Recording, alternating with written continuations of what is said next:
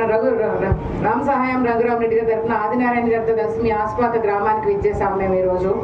చాలా సంతోషంగా ఉంది మీ అందరినీ ఇలా చూస్తూ ఉంటేను. ఎండని కూడా లెక్క చేయకుండా మీరు చాలాసేపు మా కోసం ఎదురు చూశారు. లేట్ అయినందుకు ముందు క్షమించండి.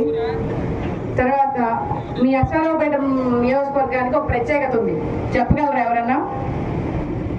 గడిచిన అసెంబ్లీ ఎన్నికల ఫలితాల్లో ఫస్ట్ ఫలితం వచ్చింది ఎక్కడి నుంచమ్మా?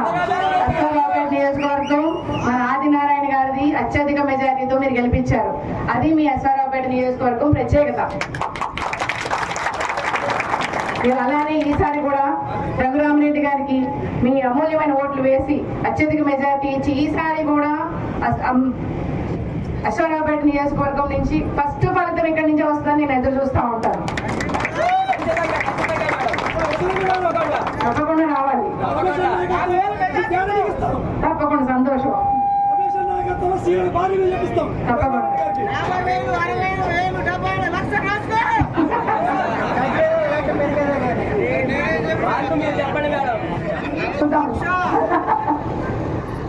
మరొకసారి మమ్మల్ని లేట్ అయినందుకు క్షమించి మీ అమూల్యమైన ఓటుని ఎవరికి వేస్తారమ్మా?